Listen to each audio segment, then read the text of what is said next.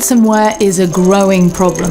Ransomware offers a revolutionary last line of defense, protecting you from unknown threats from inside the firewall. I'm going to show you the difference that ransomware can make to secure your business. This is Paul's workstation and this is Lucy's. Both machines have the same level of first line of defense with strong firewalls, antivirus, sandbox and patching. But Lucy's IT team have ransomware running centrally on a designated virtual server. Let's see what happens when they're both attacked. Paul and Lucy have both just received an email from a supplier inviting them to an event via a website link. They're both unaware that the supplier's website's been infected by criminals. A fileless attack doesn't require the user to click or download anything. Everything happens in the background. Simply visiting the site is enough to trigger an attack, so user awareness training is pointless.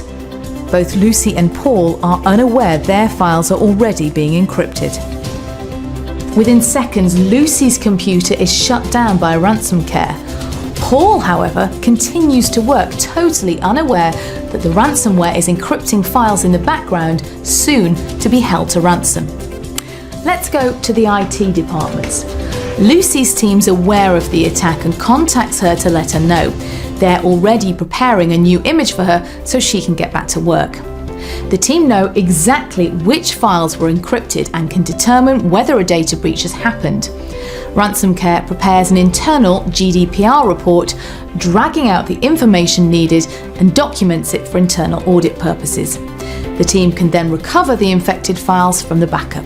It's a minor incident. Paul's IT team's still unaware of the attack, but here's what they haven't noticed. Let's go behind the scenes. A great deal of encryption is taking place, up to 6,000 files per minute. This is one of the latest versions of ransomware. It doesn't change the file name, making it very difficult to identify what was encrypted and what you need to restore. It also makes GDPR reporting very difficult. While all that's happening, Lucy is up and running and back at work. Paul, however, is still unaware he has a problem. The ransomware is now spreading to all the shares he has access to. Even worse, the criminals have combined a traditional ransomware with a worm technique, so now Paul's colleagues have uninvited visitors on their systems too. Finally, Paul realizes something is badly wrong. Thousands of files have been encrypted, and worse, his IT team can't tell which ones, as the malware has left no footprint. A very costly full restore is likely to be the best answer, but any work since the last backup would be lost, and the IT team are under pressure caused by a countdown from the criminals.